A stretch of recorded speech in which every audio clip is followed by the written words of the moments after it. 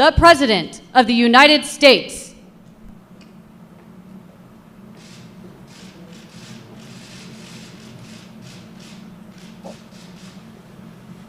Hello, Kathy.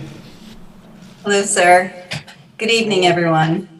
On behalf of the White House Office of Presidential Personnel, I am delighted to welcome you to the swearing in of the Day 1 appointees of the Biden-Harris administration. We are joined by hundreds of White House staff and hundreds more agency appointees. All of us here have the great privilege of serving our country and of joining you, Mr. President, in restoring our nation. I was privileged to hear many of your stories during the hiring process. Some of you have worked in government before and thought perhaps your days of service were behind you until finding yourselves in this moment of national need. Others have never worked in government and will bring new perspectives to the work that lies ahead. Some of you are the first in your family to graduate college. You are veterans who have worn our nation's uniform. You are the daughters and sons of immigrants, or you're immigrants yourselves. Some of you have interviewed for your job while you were wrapping up work on the presidential campaign, and others interviewed while you were fighting off COVID or caring for family members who were ill. But all of you share in the hope we have for the Biden-Harris administration, and each of you has answered the call to serve. Having worked in government, I know that no public servant does this work alone. So I would like to welcome and acknowledge the friends and family of all our appointees who will support the work ahead. And now it is my honor and privilege to introduce a true public servant for whom I was so lucky to first work for more than 3 decades ago, who will administer the oath of office, the President of the United States. Mr. President. Thank you, Kathy. Hello, team. And I mean that sincerely. We're one team. Jill and I and Kamala and Doug are enormously humbled by today's inauguration. And it makes me realize what an obligation we have, what a tremendous opportunity we have. I'm looking at all your photographs here. I'm supposed to be looking straight ahead, but I want to take a look at you while I'm talking to you. I really mean it. We have an obligation, but we also have a great privilege. Very few times does an individual get an opportunity to do something that can fundamentally, positively impact on other people's lives, not only here but around the world. You're engaged in and you're working with the most decent government in the world. And we have to restore the soul of this country, and I'm counting on all of you to be part of that. And it's not hyperbole. The only thing I expect with absolute certitude is honesty and decency, the way you treat one another, the way you treat the people you deal with. And I mean that sincerely. Remember, people don't work for us. We work for the people. I work for the people. They pay my salary. They pay your salary. They put their faith in you. I put my faith in you. And so we have an obligation. We ran on a promise that this administration would look like America looks. That taps into the best of our nation, that opens doors and includes a full range of talents we have in all our people. And that meant asking you and your families to serve. We're honored that you accepted the call. And I'm not being solicitous when I say this. We owe your families. We owe your families.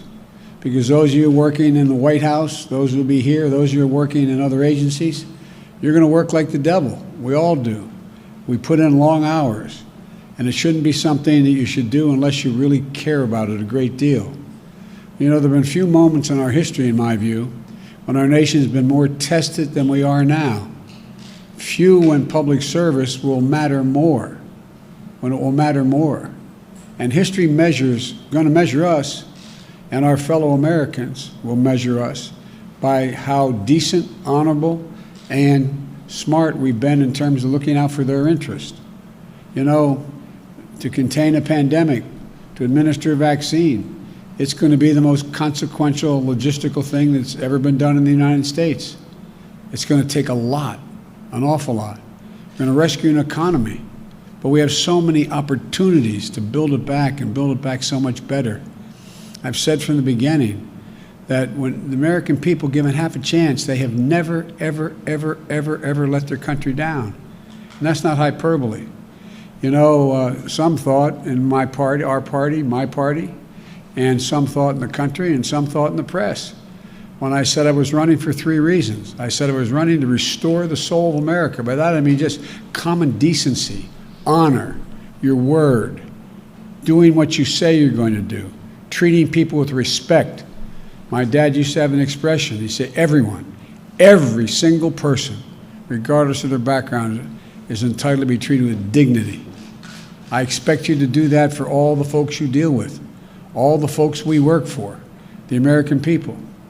And you're going to try to keep us safe and secure from the threats and the unseen, to root out systemic racism. We've reached a point, in my view, where the American people have had the blinders have been taken off. They've been taken off and realized, they didn't realize before, just how much systemic racism still exists, because they didn't live in circumstances where they were with large minority populations, whatever the background was. And all of a sudden, they see what happened to George Floyd, with his nose being pushed up against the curb, suffocating to death and murdered. And they said, my God, that really happens. This piece of technology has changed. The young man had the courage to stand there for 8 minutes and 44 seconds and take that picture. And the whole world responded. The whole world responded. We have a chance. We have a chance to change things. For the reason I got involved in politics when I was a kid at 26 years old, running for local office to try to change redlining. I really mean it. So you shouldn't be doing this unless you feel it. I always say a simple proposition. I trust people more who the idea and the concern starts in their gut, goes to their heart, and is able to articulate it by a good brain, rather than the person who thinks of it intellectually but never feels it. The people you can count on are the ones that starts from the gut, works their way to the heart, and have the intellectual capacity to do what needs to be done.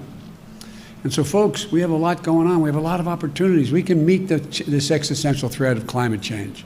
I really believe it. Again, the world has figured out, the United States has figured out, whoa, it makes a gigantic difference. Makes a gigantic difference, these unseen threats, air you can't breathe, living on fence-line communities and the like. So much more we can do. We have such an awful lot to do, but I know you. I know your heart, your dedication, your commitment to this nation. And I know you can do it, and we're going to do it by leading with one core American value: humility and trust, collegiality, diversity, competency, and family. And I want to thank your families for the sacrifices. But I'm not joking when I say this.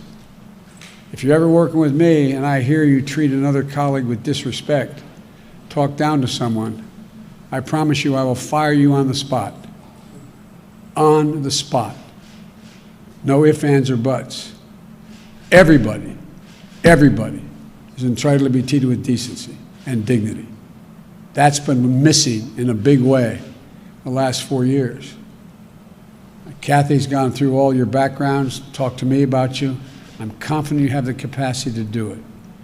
We're going to be judged. We're going to be judged whether or not we restored the integrity and the competency of this government. I need your help badly. Last thing I'll say, I'm going to make mistakes. I'm going to make mistakes. When I make them, I'll acknowledge them, and I'll tell you. And I'll need your help to help me correct them. We're not going to walk away. We're going to take responsibility. That's what we do. That's what you do. That's what so many of you have done throughout your career, and I expect you to do it again. So I'm happy we're starting, happy to join all of you. There's almost 1,000 of you on this call, and your families. So thank you very much. That in this nation, everyone, and I mean everyone, is given an opportunity. And those, that's who we are as a country.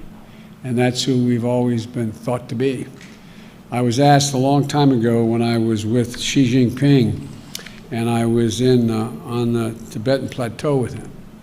And he asked me in a private dinner, he and I, and we each had an interpreter. He said, can you define America for me? And I said, yes, and I meant it. I said, I can do it in one word, possibilities. Possibilities. We believe anything's possible if we set our mind to it. Unlike any other country in the world, possibilities. You're my possibilities. You're the way we're going to get this done. I'm honored to now administer the oath of office to each of you. And if you will, raise your right hand and repeat after me. I state your name. Do solemnly swear that I will support and defend the Constitution of the United States against all enemies, foreign and domestic, that I will bear true faith and allegiance to the same, that I take this obligation freely without any mental reservation or purpose of evasion, and that I will well and faithfully discharge the duties of the office on which I am about to enter. So help me God. Thank you. Welcome. As my mom would say, God love you all. We got a lot of work to do. A lot of work to do. Thank you for being willing to join. Bye-bye. Okay?